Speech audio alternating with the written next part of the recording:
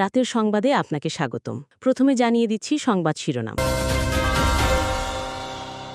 যুদ্ধবিরতির তোয়াক্কা না করে গাজা উপত্যকায় প্রতিদিনই হামলা চালাচ্ছে দখলদার বাহিনী। বুধবার খান ইউনিসের কাছে ইসরায়েলি হামলায় প্রাণ গেছে আরও এক ফিলিস্তিনির। এমন পরিস্থিতিতে গাজায় যুদ্ধবিরতি টিকিয়ে রাখতে যৌথ উদ্যোগ নিচ্ছে মিশর তুরস্ক। দ্বিতীয় পর্যায়ের চুক্তি বাস্তবায়ন এবং আন্তর্জাতিক শান্তিরক্ষী বাহিনী পাঠানোর বিষয়ে আলোচনা করছে দুই দেশ। এদিকে চলমান দুর্নীতি মামলায় ইসরায়েলের প্রধানমন্ত্রী বেনিয়ামিন নেতানিয়াহুর পূর্ণ ক্ষমা চেয়ে দেশটির প্রেসিডেন্টকে একটি চিঠি পাঠিয়েছেন মার্কিন প্রেসিডেন্ট ডোনাল্ড ট্রাম্প। কিভে কয়েক দফায় ড্রোন হামলা চালিয়েছে রাশিয়া। বিস্ফোরণে একাধিক ভবন ক্ষতিগ্রস্ত হয়েছে। যুক্তরাষ্ট্রের ইতিহাসে দীর্ঘ শাটডাউন শেষ হলো। বুধবার ওভাল অফিসে মার্কিন প্রেসিডেন্ট ডোনাল্ড ট্রাম্পের শোয়ের মধ্য দিয়ে ৪৩ দিনের অচলাবস্থা কাটল দেশটিতে। এর আগে মার্কিন প্রতিনিধি পরিষদে পাশ হয় ব্যয় সংক্রান্ত বিলটি। রিপাবলিকানদের পাশাপাশি ৬ ডেমোক্রেটও বিলে সমর্থন দেন। নয়াদিল্লিতে গাড়ি বিস্ফোরণের ঘটনাকে আনুষ্ঠানিকভাবে সন্ত্রাসী হামলা হিসেবে ঘোষণা দিয়েছে ভারত সরকার। বুধবার মন্ত্রিসভার বৈঠকে এই প্রস্তাব গৃহীত হয়। জড়িতদের ধরতে সর্বোচ্চ অগ্রাধিকার দিয়ে তদন্তের নির্দেশ দিয়েছেন প্রধানমন্ত্রী নরেন্দ্র মোদী।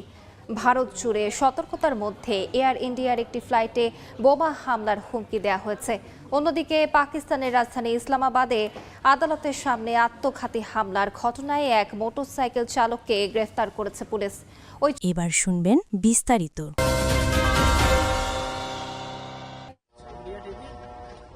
ভারতের নয়াদিল্লিতে গাড়ি বিস্ফোরণের পর থেকে রাজধানী জুড়ে চাপা আতঙ্ক। গুরুত্বপূর্ণ সড়কে বেড়েছে পুলিশের টহল। লালকেল্লার কাছে গাড়ি বিস্ফোরণের ৩ দিন পর ঘটনাটিকে আনুষ্ঠানিকভাবে সন্ত্রাসী হামলা হিসেবে ঘোষণা দিয়েছে ভারত সরকার। বুধবার মন্ত্রিসভার বৈঠকে এই প্রস্তাব গৃহীত হয়। রেলমন্ত্রী অশ্বিনী বলেন, রাষ্ট্রবিরোধী শক্তির হাতে সংগঠিত এই হামলায় নিরপরাধ মানুষের প্রাণহানি ঘটেছে। প্রধানমন্ত্রী নরেন্দ্র মোদী বৈঠকে তদন্তের অগ্রগতি পর্যালোচনা করেন। নিরাপত্তা সংস্থাগুলোকে সর্বোচ্চ অগ্রাধিকার দিয়ে তদন্তের নির্দেশ দেন তিনি। দিল্লিতে বিস্ফোরণের পর ভারত জুড়ে উচ্চ সতর্কতার মধ্যেই মুম্বাই থেকে বারাণসীগামী এয়ার ইন্ডিয়া এক্সপ্রেস ফ্লাইটে বোমা হামলার হুমকি দেওয়া হয়েছে। পরে বিমানটি জরুরি অবতরণ করে বারাণসী বিমানবন্দরে। নিরাপদে সরিয়ে নেওয়া হয় ১৭৬ যাত্রীকে। অন্যদিকে পাকিস্তানের রাজধানী ইসলামাবাদে আদালতের সামনে আত্মঘাতী হামলার ঘটনায় এক মোটর সাইকেল চালককে গ্রেফতার করেছে পুলিশ। জানা গেছে, ওই চালক অনলাইন সার্ভিসের মাধ্যমে হামলাকারীকে আদালত এলাকায় পৌঁছে দেয়। এদিকে রাজধানীতে বিস্ফোরণের পর দেশটির পাঞ্জাব প্রদেশে সর্বোচ্চ সতর্কতা জারি করেছে পুলিশ। আদালত, বিচারকদের বাসভবন ও চীনা প্রকল্পে বাড়ানো হয়েছে নিরাপত্তা। আদালত কমপ্লেক্সের ছাদে স্নাইপার মোতায়েনের সিদ্ধান্ত নেওয়া হয়েছে। বিচারপতি ও আইনজীবীদের নিরাপত্তায় বিশেষ প্রশিক্ষণ ও মেডিকেল রেসপন্স টিমও রাখা হচ্ছে।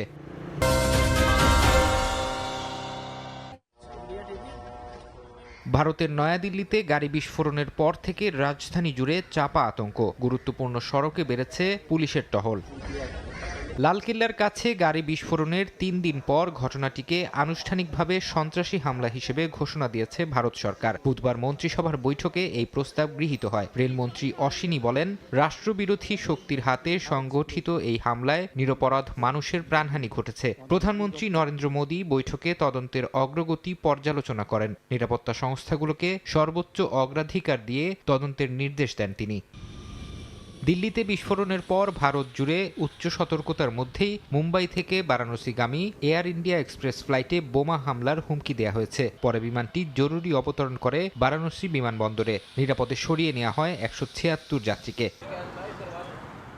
অন্যদিকে পাকিস্তানের রাজধানী ইসলামাবাদে আদালতের সামনে আত্মঘাতী হামলার ঘটনায় এক মোটর সাইকেল চালককে গ্রেফতার করেছে পুলিশ। জানা গেছে, ওই চালক অনলাইন সার্ভিসের মাধ্যমে হামলাকারীকে আদালত এলাকায় পৌঁছে দেয়। এদিকে রাজধানীতে বিস্ফোরণের পর দেশটির পাঞ্জাব প্রদেশে সর্বোচ্চ সতর্কতা জারি করেছে পুলিশ। আদালত, বিচারকদের বাসভবন ও চীনা প্রকল্পে বাড়ানো হয়েছে নিরাপত্তা। আদালত কমপ্লেক্সের ছাদে স্নাইপার মোতায়েনের সিদ্ধান্ত নেওয়া হয়েছে। বিচারপতি ও আইনজীবীদের নিরাপত্তায় বিশেষ প্রশিক্ষণ ও মেডিকেল রেসপন্স টিমও রাখা হচ্ছে।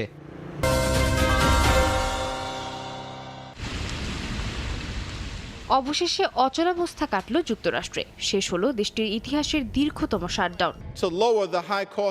স্থানীয় সময় বুধবার রাতে প্রতিনিধি পরিষদে 222-209 ভোটে শাটডাউন শেষ করতে বিল পাশ হয়। এর মধ্যে রিপাবলিকানদের পাশাপাশি 6 ডেমোক্রেটও সমর্থন দেন। এই বিলের মাধ্যমে সরকারি কর্মচারীদের চাকরিচ্যুতি বাতিল ও বকেয়া বেতন পরিশোধের নিশ্চয়তা দেওয়া হয়েছে।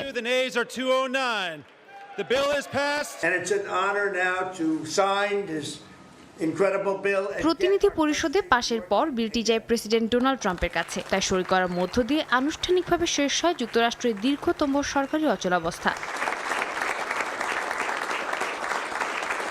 তবে আলোচিত স্বাস্থ্য বীমা ভর্তুকি ইস্যুর ভবিষ্যৎ এখনও অনিশ্চিত। ডেমোক্রেটদের মূল দাবি ছিল অ্যাফোর্ডেবল কেয়ার অ্যাক্টের অধীনে ভর্তুকির মেয়াদ বাড়ানো, যা এই চুক্তিতে সরাসরি অন্তর্ভুক্ত করা হয়নি। পরিবর্তে ডিসেম্বরের দ্বিতীয় সপ্তাহে আলাদা ভোটের মাধ্যমে এ বিষয়ে সিদ্ধান্ত নেওয়ার কথা বলা হয়েছে।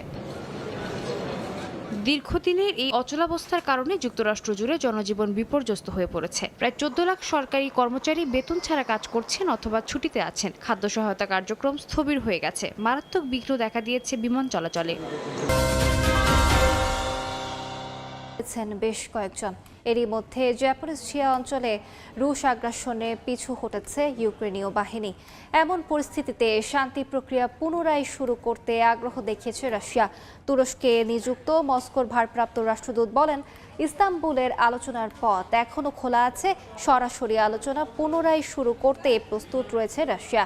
এদিকে রুশ তেল ও গ্যাস খাতে আয় হ্রাস পেয়েছে বলে দাবি করেছেন ইউক্রেনের প্রেসিডেন্ট ভলোদিমির জেলেনস্কি।